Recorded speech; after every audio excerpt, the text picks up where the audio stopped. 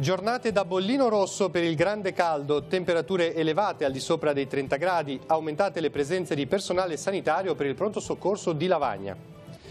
Procedono in Val Carnella, Mezzanego, i lavori di messa in sicurezza del corso d'acqua, ostruito da una frana risalente al 2014, completati i versanti con 2 muraglioni di massi e cemento. Si conclude il centro estivo all'oratorio di Monleone di Cicagna. Ieri la messa del Vescovo, questa sera lo spettacolo teatrale. Al centro della riflessione il tema dell'amicizia.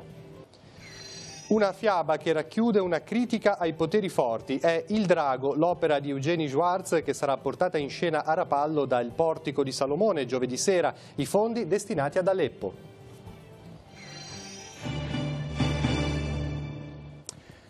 Buongiorno a tutti, bentornati al TG13. Prima giornata da bollino rosso per il grande caldo di questi giorni in Liguria. Le temperature hanno diffusamente superato i 30 gradi, con tassi di umidità che restano su valori medi, destinati però ad aumentare nelle prossime ore. Questa mattina ARPAL ha emesso un avviso meteorologico relativo all'ondata di caldo che riguarda la Liguria e all'elevato disagio fisiologico provocato dalle alte temperature su tutto il territorio regionale. Ma possiamo vedere anche la mappa osservativa del centro meteo ligure che ci mostra appunto la situazione anche sulla costa del Tigullio, con valori superiori ai 32 gradi nella zona di Rapallo, sopra i 30 e i 31 gradi tra Chiavari e Lavagna. Abbiamo anche una temperatura massima raggiunta poco prima di mezzogiorno di 33,7 gradi nell'area di Pezzonasca e Moconesi. Per oggi dunque si attende un disagio moderato, mentre domani e giovedì diverrà invece molto alto. Sentiamo allora come la ASL 4 si è preparata per affrontare questa situazione. Primo provvedimento, implementato le risorse di acqua, quindi le riserve, la distribuzione di acqua. Poi abbiamo implementato il personale medico e infermieristico in modo tale da poter nelle ore più calde avere maggior possibilità di visitare i pazienti, di fare le terapie e accorciare così i tempi d'attesa, anche perché purtroppo in questo periodo di caldo si aggiunge per noi anche un ulteriore importante incremento degli accessi determinati dal fatto che siamo una zona turistica. Chi sono i soggetti maggiormente a rischio in questa situazione e quali consigli dare loro? Allora, ovviamente i soggetti maggiormente a rischio sono i pazienti anziani, che sono già fragili, e cardiopatici, i pazienti che soffrono di patologie respiratorie, i bambini. Per quanto riguarda i consigli, ovviamente quello di evitare di uscire nelle ore calde, bere, assumere dei passi leggeri, evitare gli alcolici, più o meno gli stessi consigli, che però comunque nel corso degli anni hanno dato i loro frutti, perché ormai la popolazione è consapevole dei rischi che corre, quindi si assiste sempre meno a dei comportamenti poco adeguati durante il periodo estivo. Qual è la situazione al momento al pronto soccorso? Ma al momento abbiamo avuto dei giorni di particolare picchi di flusso, però non abbiamo avuto delle importanti criticità. C'è stato qualche giorno con qualche attesa un po' più lunga, però non ci sono stati né momenti di disordine, momenti critici. Insomma, l'estate si sta affrontando con una certa serenità, con un impegno costante di tutto il personale. Vedo che la popolazione spesso si rende conto degli sforzi che facciamo. Molte volte si danno i consigli alle persone interessate, anziani e quant'altro. L'invito a volte è anche quello alle persone che stanno bene di aiutare queste situazioni. In questo caso può esserci un appello. Sì, ma comunque i nostri nonni sono già ben accuditi, sia quelli che vivono nelle strutture, perché per problematiche familiari sono ben accuditi, che quelli che sono in famiglia. Insomma, la nostra è una regione anziana e quindi siamo abituati all'accudimento dell'anziano e tutti se ne prendono carico. Cambiamo tema, andiamo adesso in Val Carnella a Mezzanego, dove procedono i lavori di messa in sicurezza del corso d'acqua ostruito da una frana risalente al 2014. Sono stati completati i versanti con 2 muraglioni di massi e cemento. Ancora Andrea Capitani. Hanno iniziato a realizzare le scogliere, dopodiché seguirà una serie di interventi di ingegneria naturalistica sul versante e se tutto va bene direi che nella primavera dell'anno prossimo abbiamo terminato. Procedono a ritmo spedito a Mezzanico i lavori di messa in sicurezza del torrente Carnella, il rio che attraversa l'omonima valle, il cui letto nel 2014 era stato ostruito da un movimento franoso che aveva creato una sorta di diga. Uno sbarramento consistente e pericoloso, tanto che il sindaco aveva dovuto firmare un'ordinanza di sgombero in caso di allerta meteo per gli abitanti di alcune case della frazione di Prati di Mezzanico che si trovano a valle della frana. Ora il provvedimento è stato revocato a seguito dei lavori partiti alcuni mesi fa e che prevedono ora, dopo il completamento della massicciata di pietre e cemento a protezione dei due versanti, la realizzazione di strutture di contenimento secondo i principi di ingegneria naturalistica. In precedenza i lavori hanno visto l'utilizzo di una ruspa che ha realizzato la strada di accesso al greto del corso d'acqua e successivamente ha proceduto alla rimozione del materiale franato, terra, alberi e vegetazione che bloccavano il regolare deflusso dell'acqua. La strada Val Carnella era stata colpita nell'alluvione del 2014, si era creata una diga con un lago nel torrente con conseguente ordinanza per le abitazioni situate sul fondo valle di Prati di Mezzanico. Con questo intervento andiamo a mettere in sicurezza questo tratto del torrente. È un progetto di 4 anni fa, un finanziamento ottenuto sulla difesa del suolo dalla Regione 3 anni fa, il quadro economico di 800.000, i lavori sono circa 500.000. Sono in corso i lavori di pulizia del greto del torrente Rupinaro a Chiavari. Durante questo intervento è stata rilevata una cavità di 30 metri cubi di volume all'altezza del ponte di Via Descalzi, dovuta all'erosione dell'acqua. Il Comune ripristinerà la buca e la pavimentazione con una spesa di 8.296 euro. Come emerge dall'albo pretorio comunale, l'amministrazione ha affidato l'appalto alla ditta Edil Ieno di Cogorno e oggi è stata pubblicata la determina. Da oggi i neocacciatori saranno esentati per il primo anno dall'obbligo di pagamento della tassa regionale. La decisione è stata presa dalla Regione per invertire il trend di calo del numero dei cacciatori in Liguria, passati dai 20.000 di 6 anni fa agli attuali 15.000.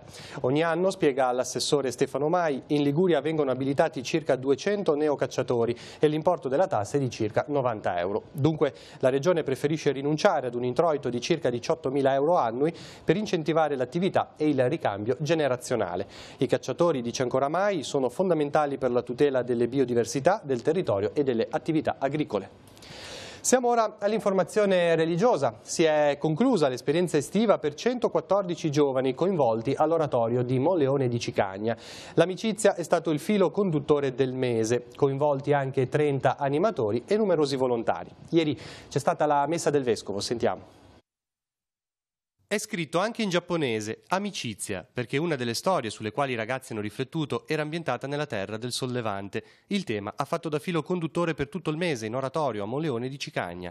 Nella sua omelia il vescovo ha ricordato il sogno di San Paolo, una chiesa di amici, una grande famiglia di amici, e poi l'invito a tenere nel cuore un amico speciale, unico, Gesù. Gesù ci ha detto le cose più belle, ci ha detto che il Padre ci ama, che ci ama noi come ama Lui, il Figlio, ci ama sul serio. Nessuno ci poteva dire queste cose, ma Lui le ha dette.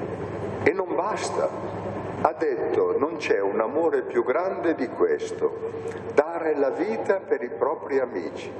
Gesù ha dato la vita per noi. Se Gesù è nostro amico, ha proseguito Monsignor Tanasini, andare a messa non deve essere una tristezza o un momento per annoiarsi. Il Vescovo ha chiesto ai ragazzi di farsi portatori di questo messaggio.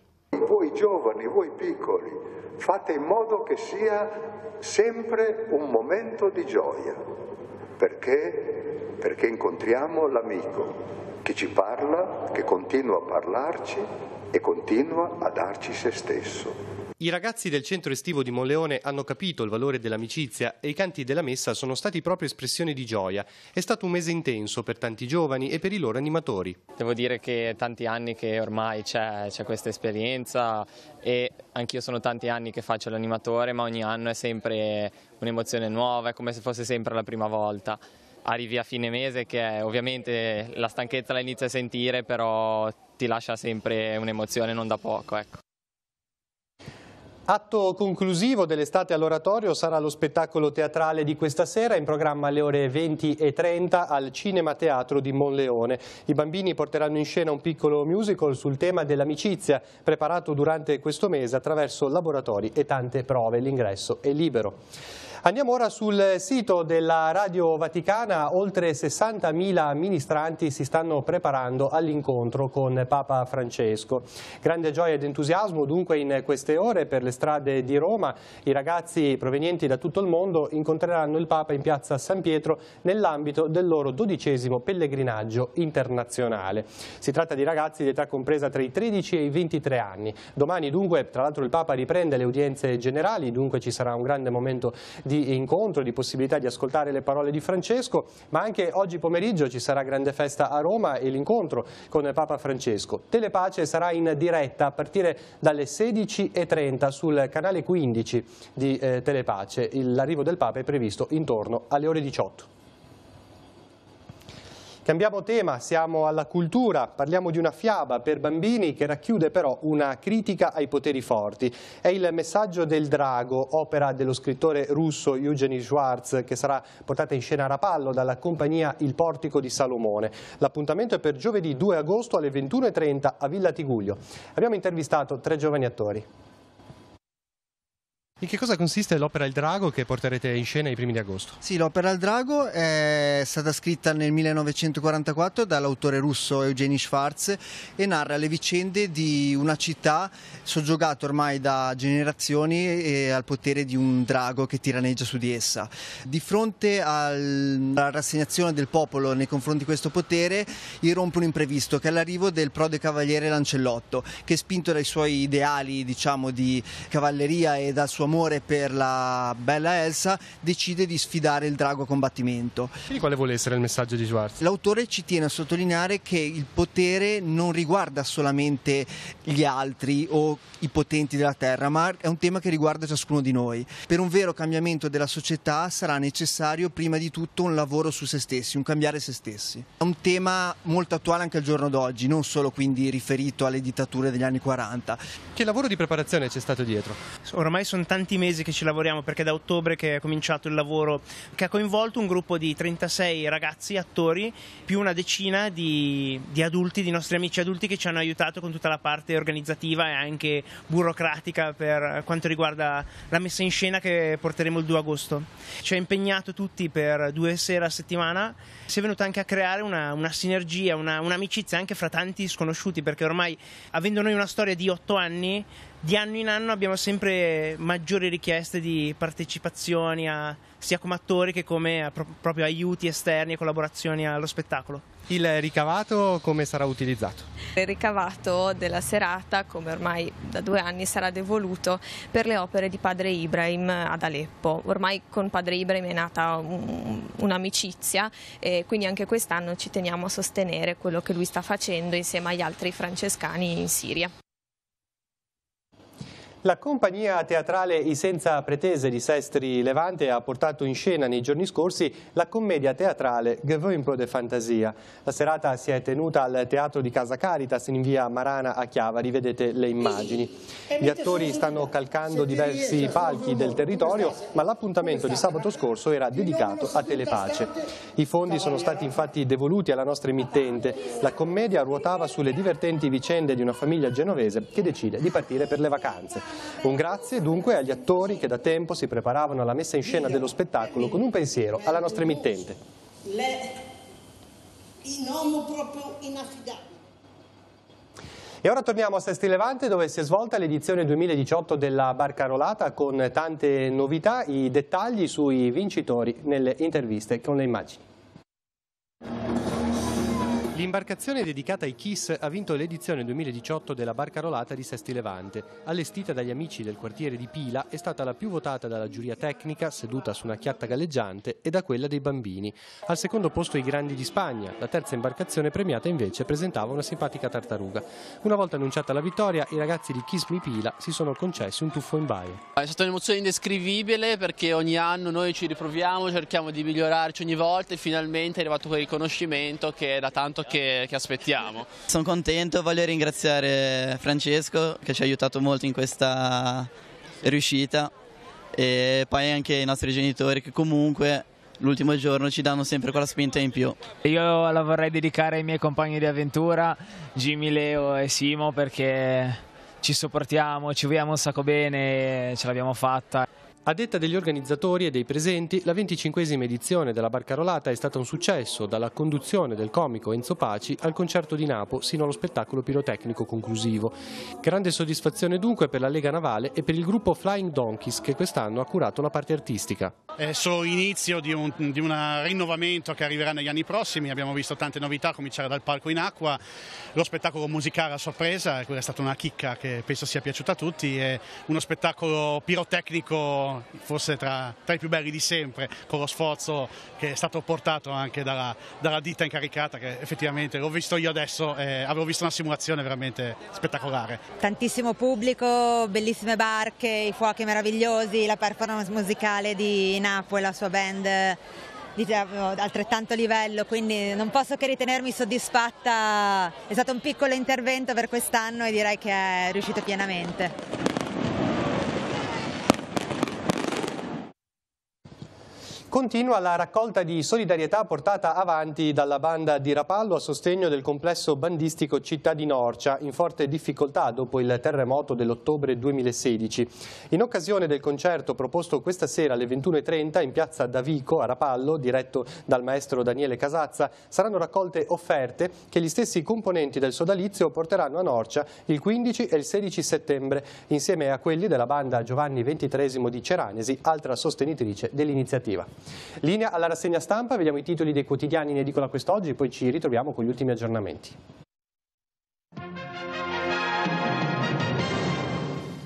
Vergogniamoci, questo è il titolo di Avvenire. Nuovo atto di violenza, l'atleta italiana di colore Osaka colpita a un occhio, ma Matteo Salvini dice non c'è razzismo, e Palazzo Chigi evoca il bullismo. E l'ex presidente della Camera Boldrini, c'è chi semina paura a colpi di meri slogan. Salta Martini dice la sinistra cerca pretesti, diciamo il vero. E un commento di Marco Tarquinio, direttore di Avvenire, quel mostro da riconoscere.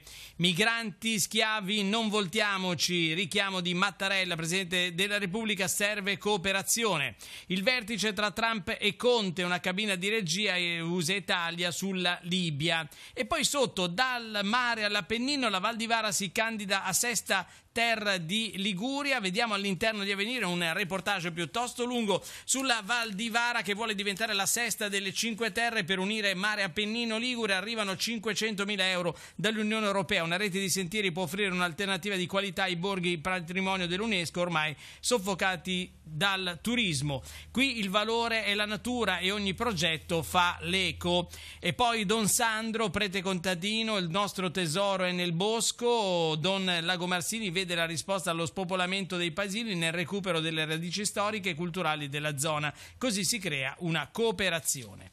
E dalla Val di Vara arriviamo alla prima pagina del Secolo XIX. Uova contro atleta nera, lesione all'occhio, Salvini non è razzismo, Trump e Conte, l'Unione Europea segue l'esempio dell'Italia sui migranti, lo dice il Presidente degli Stati Uniti. E poi caso Ilva, Di Maio rilancia ancora, insoddisfacenti nuovi impegni, il summit al Mise. Carige, riunito il Bird, discusse la linea di replica alle critiche della BCE. E poi il lancio di Vivaio Liguria, Toti via dai recinti stretti dei partiti, il sottosegretario Rixi della Lega dice Forza Italia dia meno schiaffi. Chiavari, bullo rapina 2 minorenni subito arrestato, sempre da Chiavari blackout per il caldo, troppi condizionatori accesi ieri pomeriggio. E poi in 10.000 la Baia del Silenzio per la barcarolata di Sestri Levante. E siamo nel Levante, Palazzo di Giustizia di Chiavari, rilievi con il laser per trasformarlo in museo della città, potrebbe ospitare reperti oggi custoditi in via Costaguta e dare una collocazione alla necropoli scoperta in viale Millo. Anticamente una porta collegava la torre della cittadella e sarà recuperata. Il museo archeologico, le idee per una valorizzazione di Palazzo Rocca. E poi via del Pino, sbloccato l'impasse, installata la condotta nel muro antico che è dalla sovrintendenza. Siamo invece in regione, treni, tagliate le tariffe sovraregionali, via libera rimborsi per gli abbonati, raggiunto l'accordo per il periodo da ottobre 2017 a oggi, ancora in corso le trattative relative ai precedenti 5 anni per i pendolari tra Genova e Milano, il ripristino sul mensile è pari al 30%, risultato raggiunto grazie alla spinta di un comitato di viaggiatori e di Asso Utenti.